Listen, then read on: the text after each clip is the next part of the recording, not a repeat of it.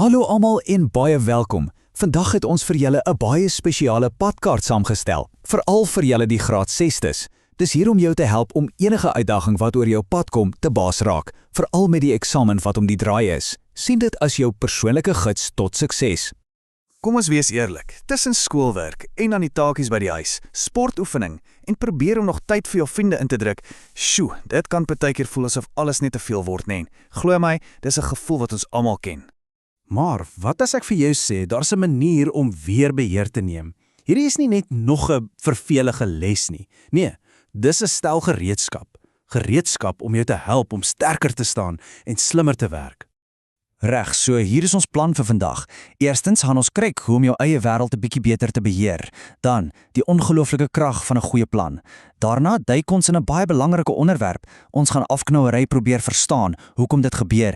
En laastens, en dis dalk die belangrikste van alles, hoe om jou eie stem te vind. Klink dit goed? Kom ons spring weg. Goed, heel eerste. Om enige iets te kan bemeester, moet ons eers die taal daarvan verstaan. So, kom ons kyk na 'n paar sleutelwoorde. Hierdie woorde gaan ons help om ons eie lewens net soveel beter te bestuur.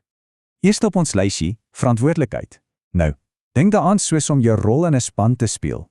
As jy by die huis is, beteken dit dalk om by die skottelgoed te help sonder dat iemand hoef te vra.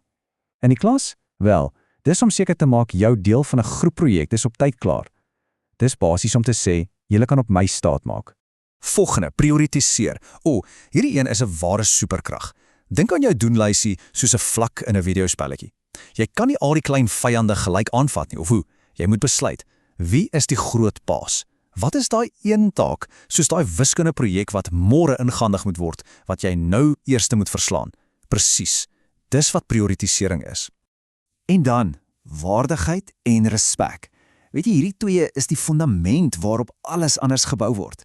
Waardigheid is hoe jy jouself sien, om te weet jy is waardevol. En respek? Dis hoe jy daardie selfde waarde in ander mense raak sien. Dis hoe eenvoudig soos om regtig te luister wanneer iemand praat of om nie te lag as iemand 'n fout maak nie. Dit gaan daaroor om almal, en dit sluit jouself in, goed te behandel. Kom ons maak dit prakties. Kyk 'n bietjie hier. By die skool en by die huis het ons verskillende verantwoordelikhede. Dis maklik om hierna te kyk en net 'n lys reëls te sien, maar dink 'n oomblik daaroor.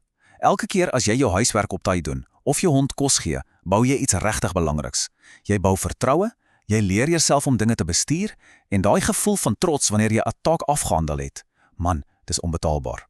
Goed, so ons het nou die boublokke, verantwoordelikheid, respek, prioritering. Nou gaan ons die argitekte wees.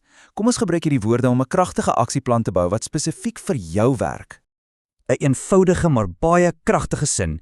Elke groot avontuur begin met 'n eerste tree en jou padkaart na minder stres en meer beheer, wel, dit begin presies hier en presies nou. En hier is die geheime resep. Dit lyk dalk maklik, maar is ongelooflik effektief. Kom ons probeer dit sommer. Stap 1. Maak 'n lys. Haal 'n stuk papier uit en skryf letterlik alles neer wat jy moet doen. Wiskunde, skottelgoed was, netbal oefen, vir ouma bel. Goed. Stap 2. Kategoriseer. Nou maak ons groepies. Wiskunde gaan onder huiswerk, skottelgoed is 'n taak, netbal en ouma bel, dis mos lekker. So kom ons sit dit onder speeltyd. Sien? Nou, stap 3. Prioritiseer. Wat is die dringendste? Daai wiskunde vir môre, natuurlik, dis nommer 1. En laastens, stap 4, tydblokke. Nou gee ons elke ding 'n tydgleef. Sê nou maar, 4 uur tot 4:30 is dit net jy in die wiskunde. En net so het jy chaos in beheer verander. En dit, my vriende, is die goue reël. As jy eers die goed wat jy moet doen afhandel, voel jou vrye tyd net soveel beter. Daar's geen skuldgevoelens nie, geen bekommernis wat so in jou agterkop sit nie, net pure, ononderbroke genot. OK, ons het nou gereedskap om ons eie wêreld te beheer, ons tyd en ons take. Maar soms kom die grootste uitdagings nie van binne nie. Soms kom dit van buite af, van ander mense. So kom ons rig na ons fokus op een van die moeilikste uitdagings wat daar is, afknouery. Want om te weet om dit te hanteer, is ook deel van beheer neem. So, wat maak iets regtig afknouery en nie net 'n gewone argument nie? Daar's 3 sleutelelemente. Eerstens, herhaling. Dis nie 'n eenmalige ding nie. Dis 'n patroon wat aanhou en aanhou. Tweedens, 'n mag-swambalans. Dit voel nie regverdig of gelyk nie. Een persoon gebruik hulle mag, of dit nou fisies of emosioneel is, om die ander een klein te laat voel. En die laaste een, wat eintlik die hartseerste is, opsetlike skade. Die doel is nie om 'n probleem op te los nie. Die doel is om seer te maak. Dis ook bitter belangrik om te onthou dat afknouery baie verskillende gesigte het. Ons dink dalk eers aan die fisiese deel, 'n stamp of 'n skop, maar woorde kan net so seer maak. Dis verbale afknouery. Dan is daar die sosiale soort, om iemand doelbewus uit te sluit van 'n groepie of stories agter hulle rug te versprei. En natuurlik in vandag se wêreld is daar kiberafknouery, waar seermaak boodskappe jou tot in jou eie kamer kan volg. Om hierdie vorme te ken is die heel eerste stap om dit te kan raak sien en te stop. Nou dat ons weet wat dit is die volgende vraag natuurlik: hoekom? Hoekom gebeur dit? As ons die redes kan verstaan, kan ons die hele situasie met soveel meer insig benader. Dis 'n vraag wat ons almal seker al gevra het. Dit maak mos nie sin nie, of hoe? Hoekom sou iemand kies om doelbewus pyn te veroorsaak? Dit is maklik om te dink hulle is net 'n slegte persoon, maar die antwoord is dikwels baie meer gekompliseerd en hartseer as dit. Kyk 'n bietjie na hierdie lys van redes. Wat sien jy?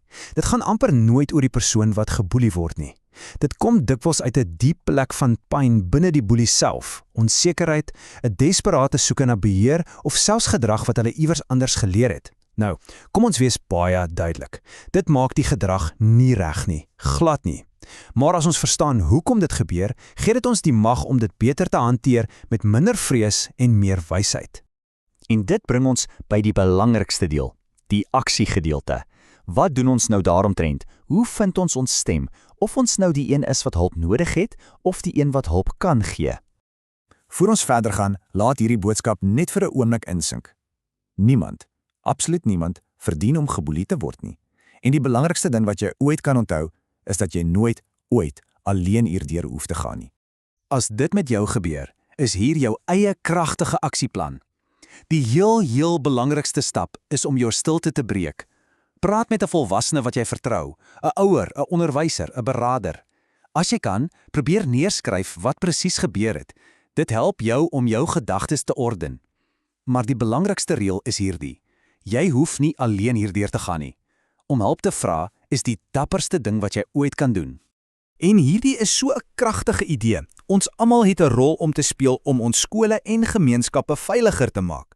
As jy die een is wat seer kry, is jou belangrikste taak om uit te reik en hulp te vra. Maar as jy 'n omstander is, die een wat sien dit gebeur, het jy miskien die meeste mag van almal. Deur net vir daardie persoon te sê, ek is hier vir jou, en hulle te help om met iemand te praat, kan jy die hele situasie verander. En dit bring ons by hierdie eenvoudige maar diep gedagte. 1. Dit neem net een persoon om op te staan. Een persoon om te sê dit is nie reg nie. Een persoon om 'n vriend te wees vir iemand wat een nodig het. En weet jy wat? Daardie een persoon kan jy wees. En dit alles bring ons terug na hierdie een eenvoudige waarheid. Jou grootste krag lê in die keuses wat jy elke liewe dag maak. Of dit nou is om te kies om jou huiswerk eers te doen, en of dit is om te kies om vriendelik te wees met iemand wat alleen lyk. Elke dag kry jy die kans om te kies wie jy wil wees. Kies wysheid, kies respek en kies om beheer te neem van jou eie wonderlike padkaart.